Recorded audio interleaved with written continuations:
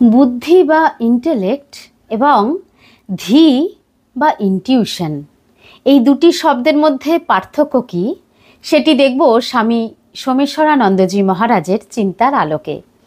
তিনি সহজ সরল দুটি উদাহরণ দিয়ে ব্যাপারটি বোঝাবার চেষ্টা করছেন। প্রথম উদাহরণ, ধরুন মা বাবা বসে সংসারের কোনো কথা আলোচনা করছেন। এমন সময় তাদের 4 বছর বয়সী শিশুটি এসে তাদের কিছু বলার চেষ্টা করছে।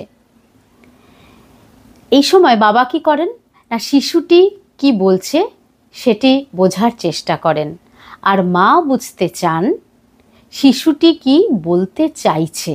দুটির মধ্যে পার্থক্য রয়েছে।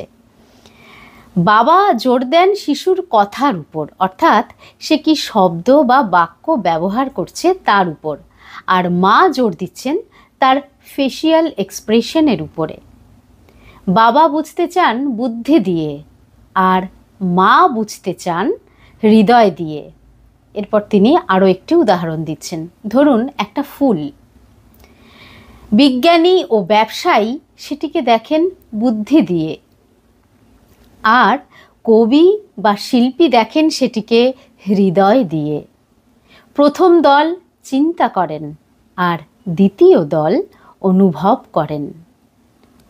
বাবা বিজ্ঞানী বা ব্যবসায়ী কাজ করছেন প্রধানত বুদ্ধি বা ইন্টেলেক্ট দিয়ে, আর মা কবি শিল্পী কাজ করছেন ভাব বা ফিলিংস দিয়ে। এই ভাব হৃদয়ে জেগে উঠে শক্তিরূপে কাজ করে। একেই বলা হয় ধী শক্তি, এবং এটি মনের একটি বিশেষ শক্তি। এরপর মহারাজজি আরও লিখছেন, বুদ্ধি কাজ করে চিন্তার মাধ্যমে, অর্থাৎ মন সক্রিয় হলেই বুদ্ধি কাজ করতে পারে, কিন্তু ধী কাজ করে মনের শান্ত অবস্থায়। আমাদের মধ্যেকার যে সমস্ত আবেগ বা ইমোশনসগুলি আছে, মহারাজজি বলছেন সেগুলিকে যদি সৃজনশীলভাবে ব্যবহার করা যায়, এই ধী শক্তি অমূল্য সম্পদ আমাদের জীবনে নিয়ে আসতে পারে।